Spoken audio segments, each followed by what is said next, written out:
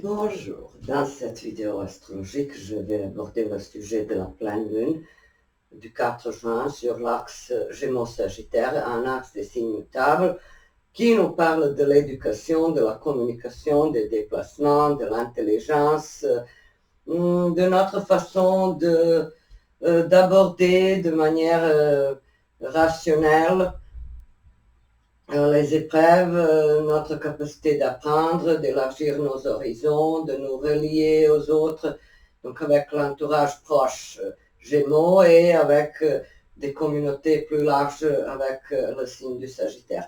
Et justement, dans cet axe Gémeaux-Sagittaire, il y a parfois un danger de s'éparpiller ou d'être assez immature ou de se baser sur le paraître ou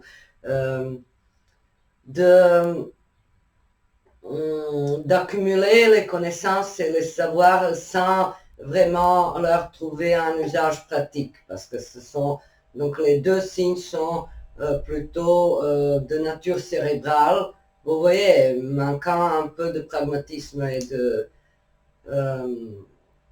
du sens du concret.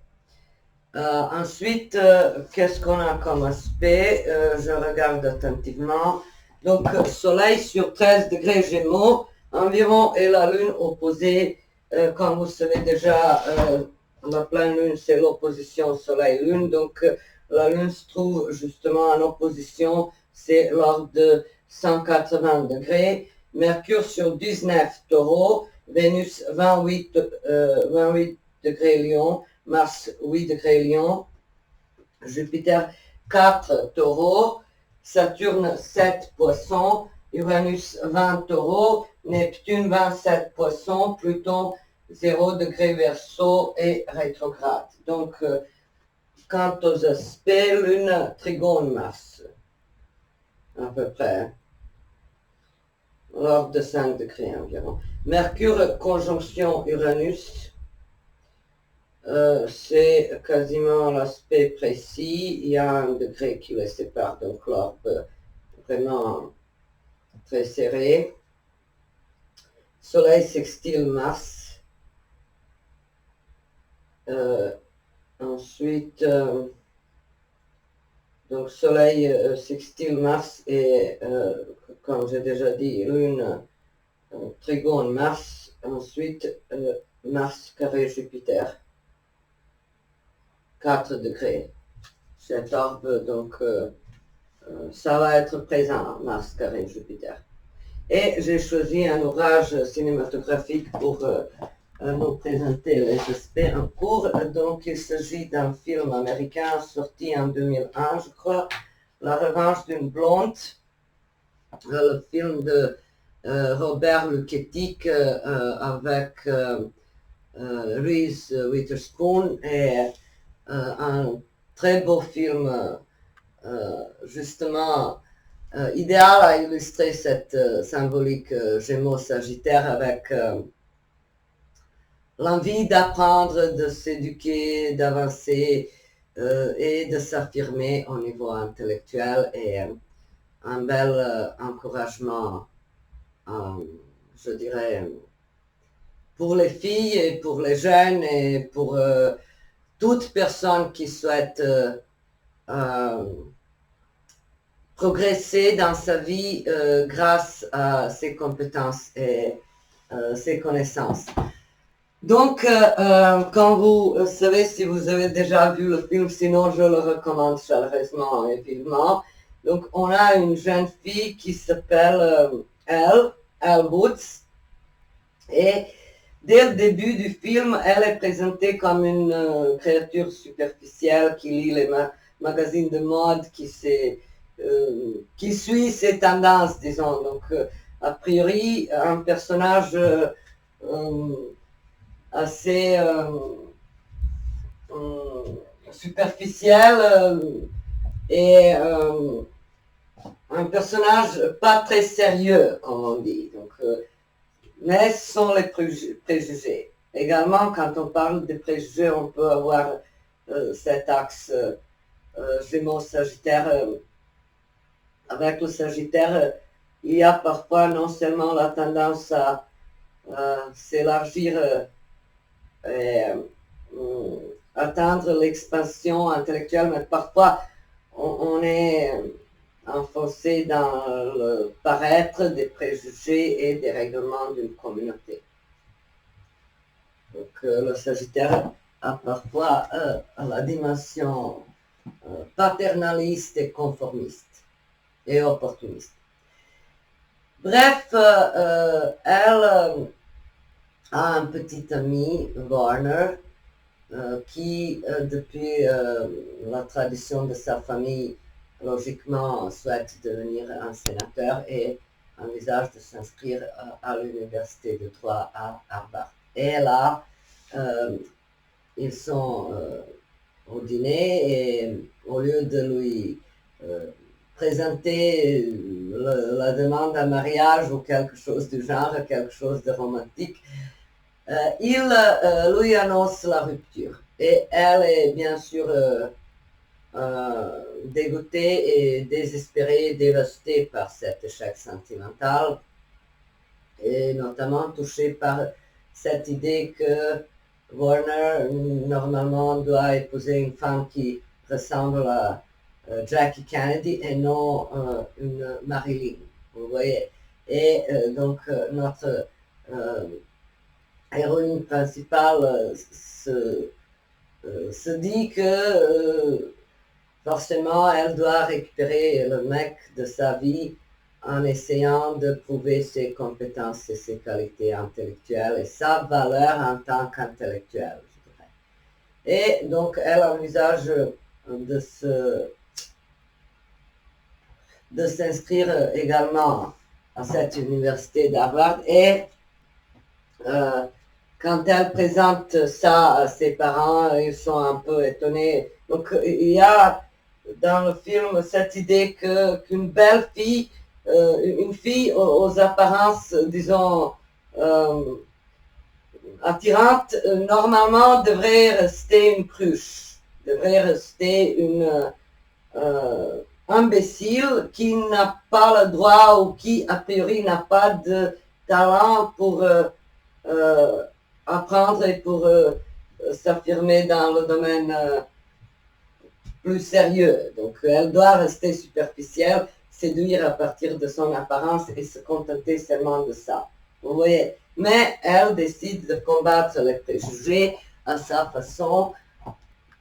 Elle s'inscrit à cette faculté de droit et là-bas, de nouveau, cette opposition Gémeaux-Sagittaire, elle a l'apparence d'une fille qui s'est égarée là.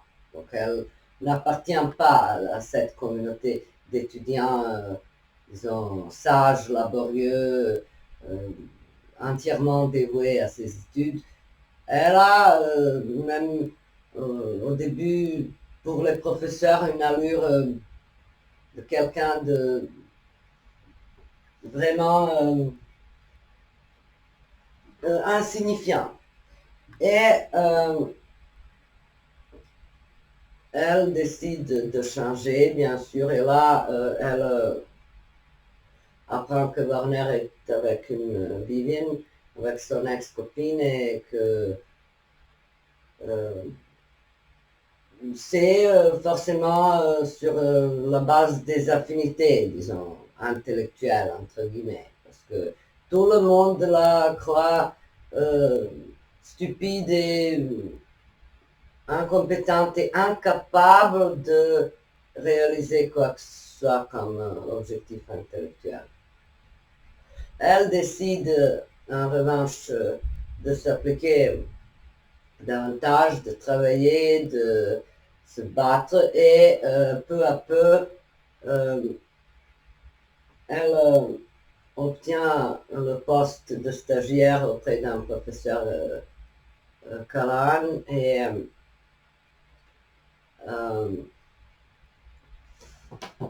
il y a aussi son associé Emmett et donc dans ce contexte, vous voyez, malgré la sensation d'être perdue, cette sensation de non-appartenance, elle ne perd pas le nord, elle ne veut pas renoncer à ses ambitions. C'est le message principal, je dirais, de ce film. Et donc, au lieu de se retirer devant ces étudiants, disons, qui estiment être prestigieux, être supérieurs par rapport à elle, ce n'est pas le cas. Notre personnage principal s'engage dans ses études à fond, sans ménager ses forces, et donc peu à peu, on voit l'évolution lors d'un procès en justice où une femme est accusée du meurtre de son mari. Elle, avec Kalan et donc son avocat de défense, et on voit aussi que Kalan cherche à la draguer, et puis elle estime que c'est son apparence physique qui lui a valu ses avances, et qu'elle reste quand même intellectuellement assez, disons, infréquentable, mais que son physique forcément a pu attirer quelqu'un. Donc, malgré ses apparences, elle continue son travail assidu et s'investit dans l'apprentissage et dans le travail très dur, et on a le procès de Brooke qui lui avoue qu'elle était en train de subir un traitement de liposuction, donc, mais elle ne veut pas dévoiler cet alibi à son avocat, mais elle a réussi quand même à lui soutirer cet aveu problématique. Donc, vous voyez, le paraître est partout. Même cette Brooke, au prix de défendre, disons, l'illusion d'une femme sportive, ne veut pas que ça se sache qu'elle a fait un tel traitement pour préserver sa réputation, pour préserver les apparences. Vous voyez. Et lors de ce procès en justice, plus tard, au fur et à mesure que ça avance, elle démontre le courage, les compétences, l'esprit battant, et si vous avez vu le film, vous vous souvenez forcément comment ça avance. Lors de l'audition où on a un témoin, donc Chatney, c'est la fille de ce mec décédé, elle lui pose des questions l'amenant vers l'aveu. Et tout est, donc, vous voyez, c'est parfois les tournures soudaines, je dirais, comme dans la vie. Donc, Chatney, lors de cet interrogatoire, commence à raconter qu'elle a vraiment fait une permanente, et elle lui pose la question qu'est-ce que vous avez fait pendant cette fusillade, vous étiez où? Elle répète qu'elle était sous la douche et qu'elle était en train de se laver les cheveux. Mais notre Cosmo Girl, donc notre avocate qui lit les magazines de mode, se rend compte qu'avec ce traitement chimique, normalement, on ne doit pas se laver les cheveux dans les 24 heures suivantes. Et justement, cette conclusion lui vaut la victoire judiciaire et elle réussit à faire avouer Chetney que, en fait, c'est elle qui a tué son père et elle commence à... Elle éclate en larmes et avoue qu'elle ne voulait pas tuer son père, mais sa belle-mère qui avait son âge. Donc, tout ça nous montre l'évolution d'une jeune femme ambitieuse et passionnelle et engagée et pas du tout superficielle, comme vous pouvez voir. Donc, c'est un petit détail qui a mené vers le dénouement total de la situation et vers la justice. Et donc, cette histoire amoureuse en parallèle avec son ascension sociale nous montre que, en fait, elle dépasse le niveau de ce Warner qui au début la faisait souffrir et qui était la source de son chagrin d'amour. Donc, vous voyez, il reste d'abord avec Vivienne et on voit que c'est en fait Vivienne avoue à notre héroïne principale que c'était son père en fait. C'était grâce à l'aide financière de son père que Warner a réussi à s'inscrire à cette université prestigieuse.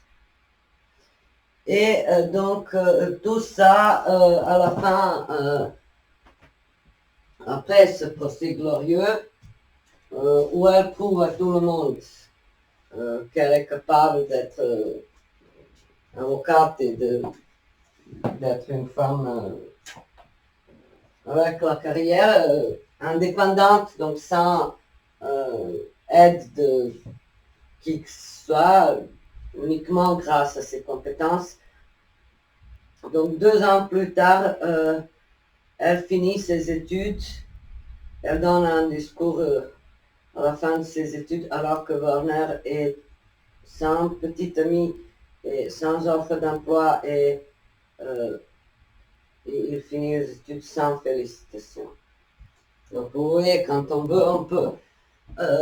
Certes, la ténacité, la persévérance ne sont pas trop des qualités des signes mutables, en l'occurrence des Gémeaux et du Sagittaire, mais cette curiosité, cette envie d'apprendre, cette envie de prouver au monde son talent quelconque, intellectuel, ses performances, c'est très Gémeaux Sagittaire. Donc elle nous présente l'image de cette opposition Gémeaux-Sagittaire dans la splendeur, dans la lumière de cet aspect.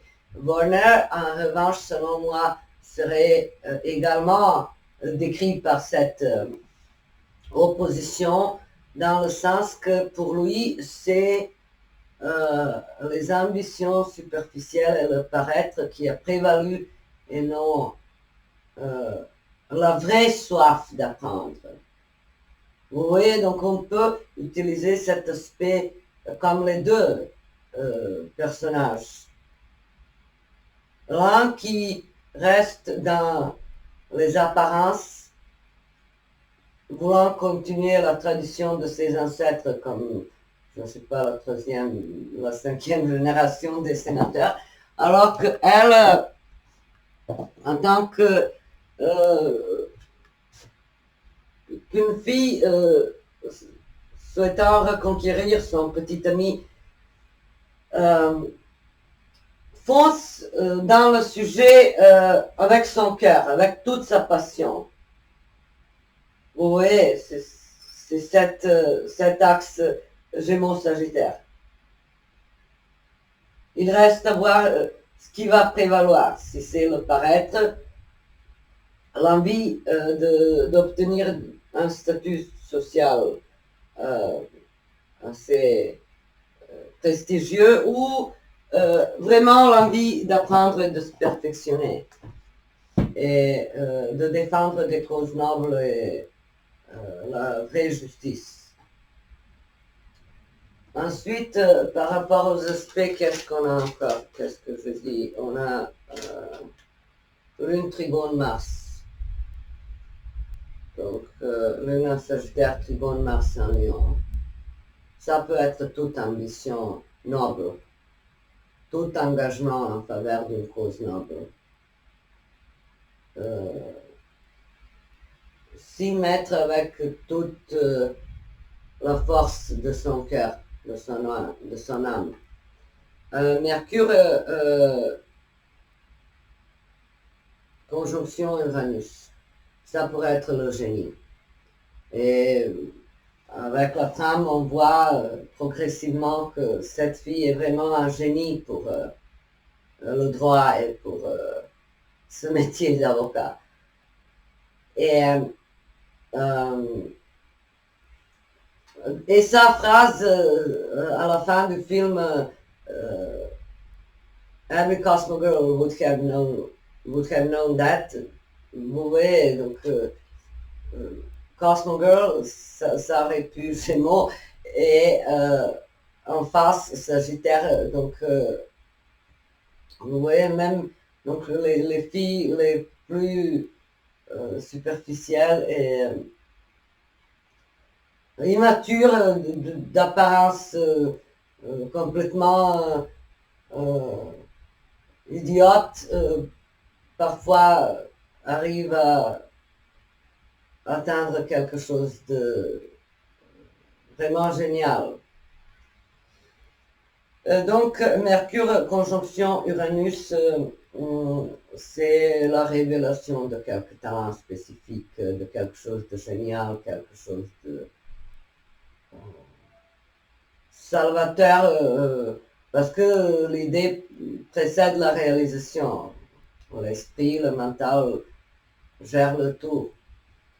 Et Soleil sextile Mars, de nouveau, les ambitions nobles, je dirais. Avec Mars en Lion, on veut se battre pour quelque chose de noble, pour une justice noble. Mars carré Jupiter, Mars carré Jupiter, ça pourrait être concrètement dans le film le fait que Brooke est accusé d'avoir assassiné son mari. Vous voyez, Mars carré Jupiter, une action qui n'était pas légale, ou un fait qui demande le traitement devant la justice avec Jupiter. Jupiter, c'est la justice dans le sens large.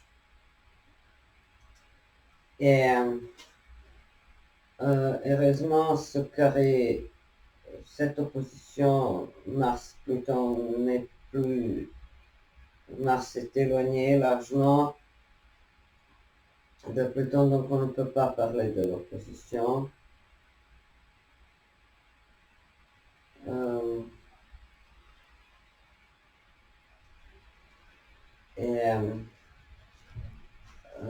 Voilà, c'est ça à peu près, selon moi. C'est ça le climat de la pleine lune du 4 juin. Selon moi, pour nous tous, ça peut être quelques ambitions, quelques désirs de se perfectionner au niveau intellectuel, d'élargir ses horizons, de connaître de nouvelles cultures, de voyager, ou de concrétiser un projet